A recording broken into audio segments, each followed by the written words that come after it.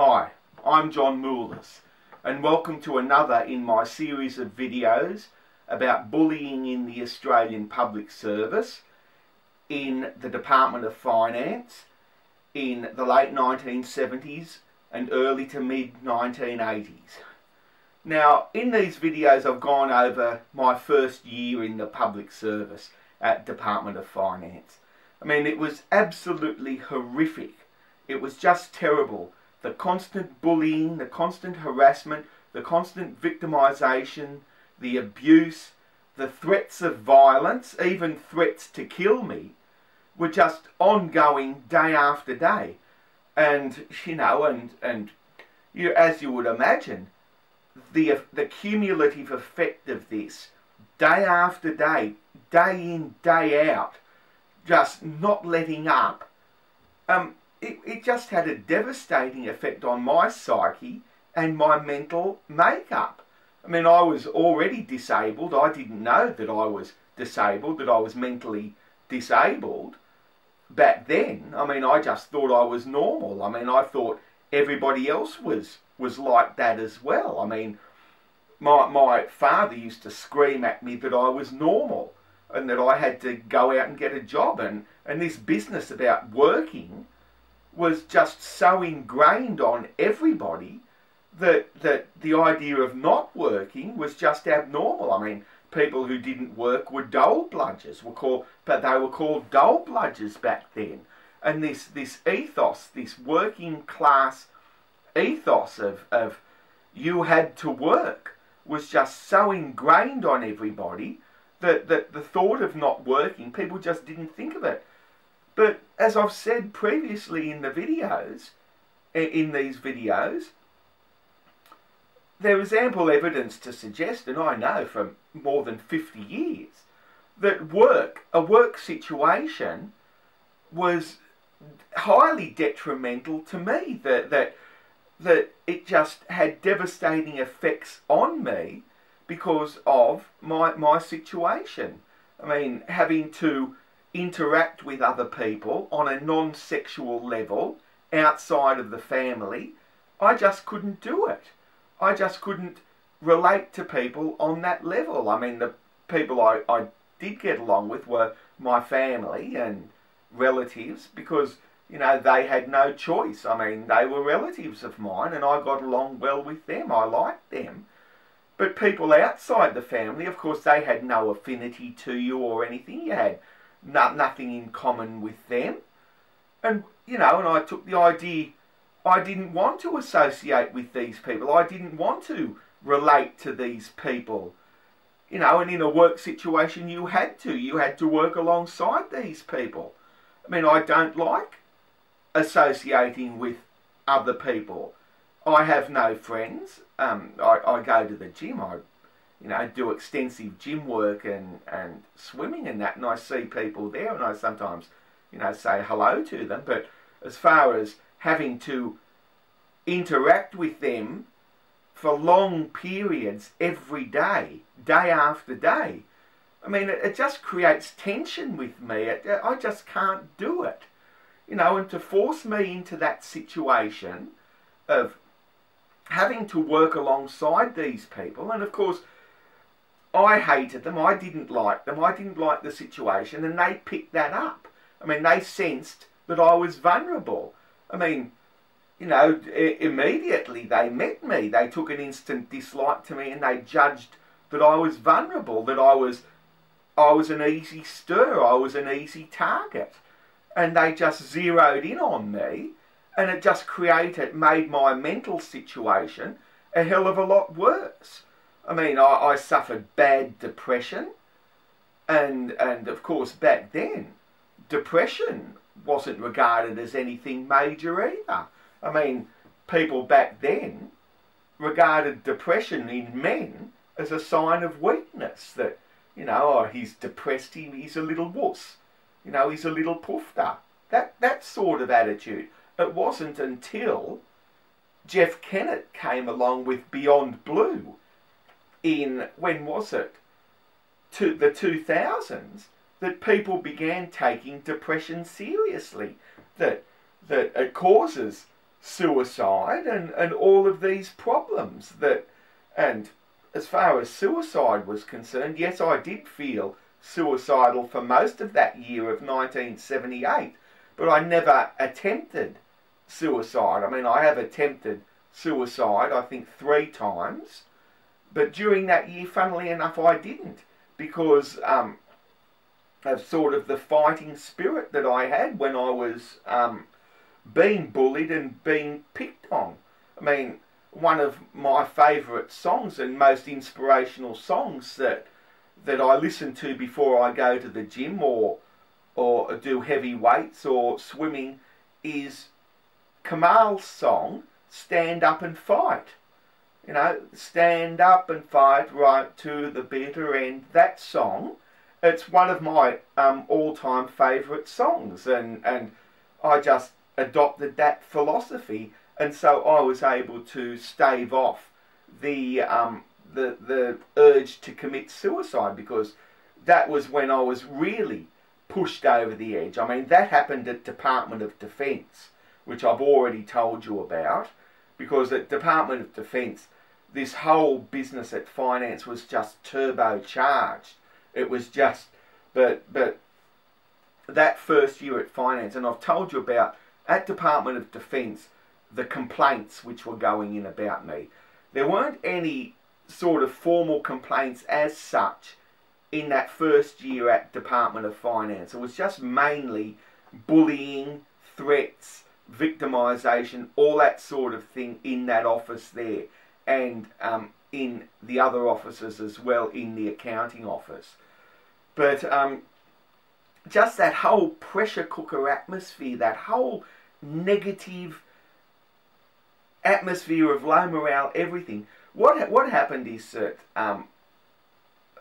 early in the piece, I made the mistake of making a personal phone call, because I had a friend, a person who I'd met, who was in the public service, and he was giving me advice of how to deal with it, because like I said, I had a lot of trouble adjusting to the work situation, adjusting to the public service. I mean, my parents didn't know anything about it.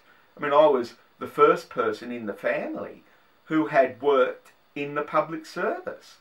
And, you know, my parents, you know, my father was a Greek migrant. He came out and worked in private enterprise all of his life. He worked as a truck driver and a taxi driver and as a chef in a restaurant and a waiter in a restaurant.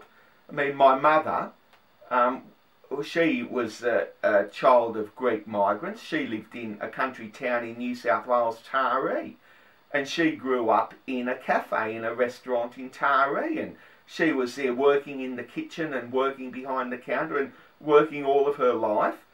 And we moved to Canberra in 1970. My father came here to work for my uncle, you know, and to form an alliance, because my uncle owned 3 restaurants in Canberra, and his business partner had died. So he phoned up my father and said, you know, well, could you come down to Canberra and help me out, that Angie has just died. So he came down to Canberra. Initially it was temporary to start with, and then Dad moved us all down to Canberra.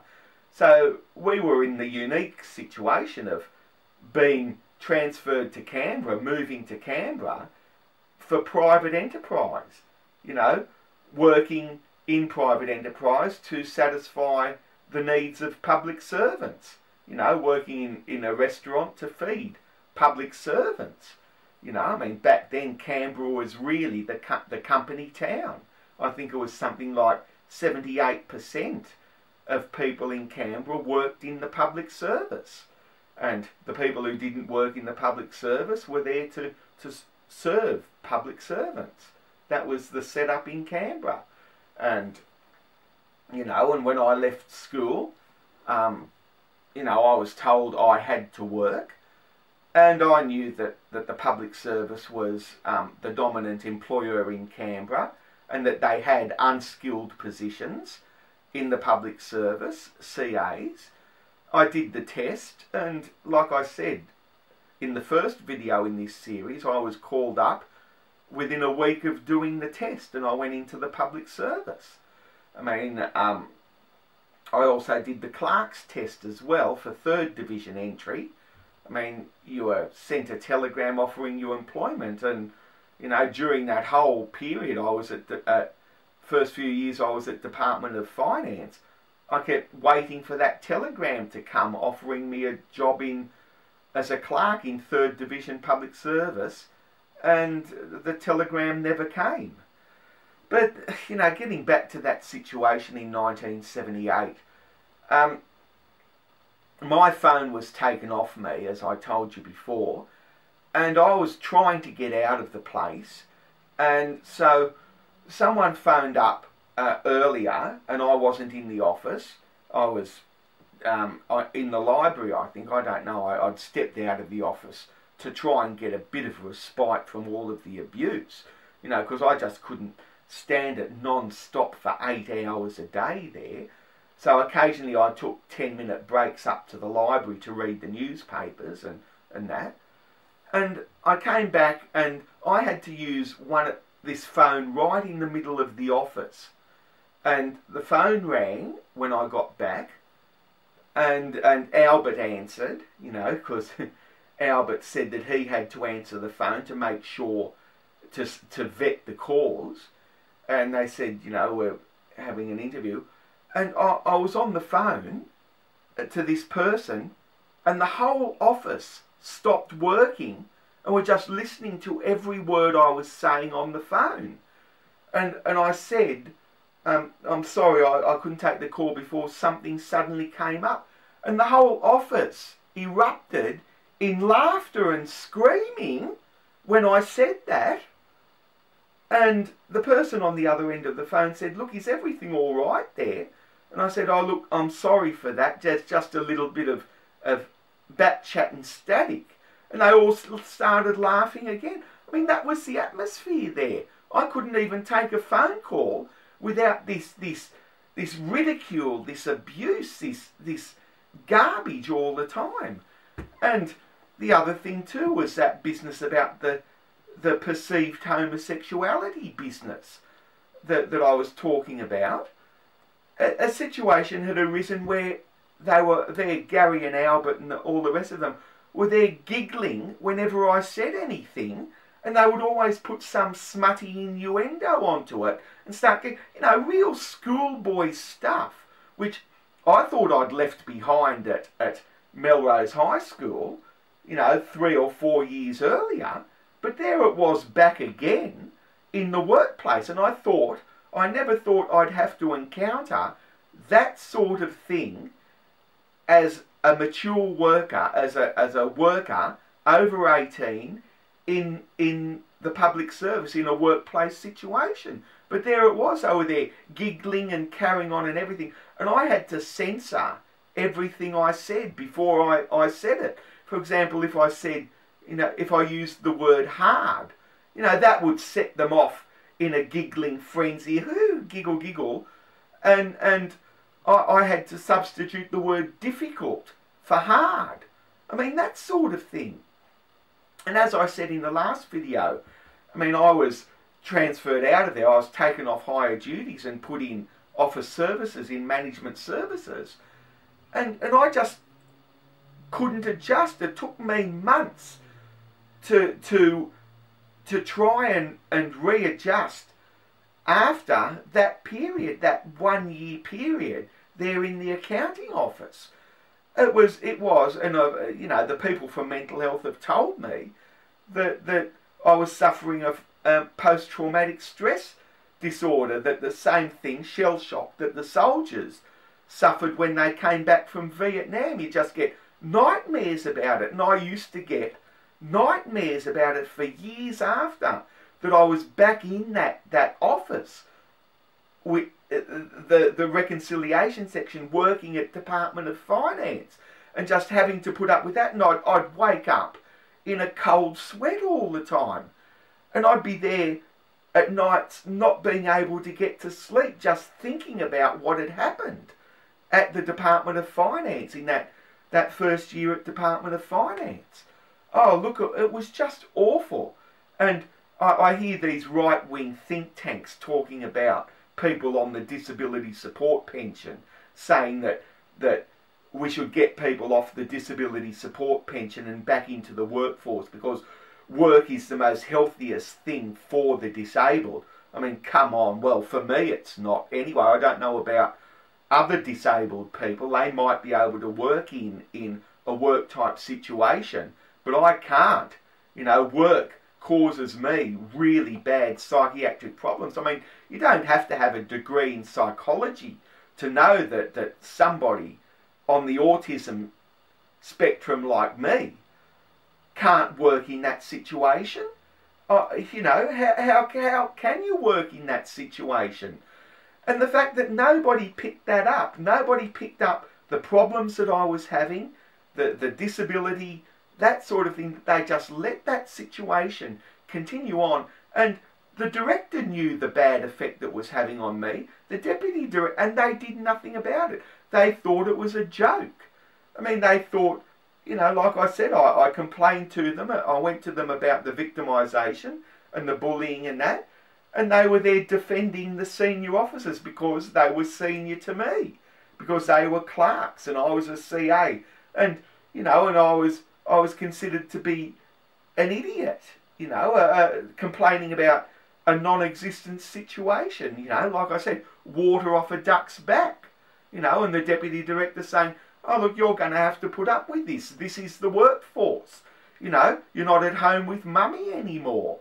I mean, that was the attitude back then. I mean, it's a lot different now to workplace bullying because it's recognised as a problem now.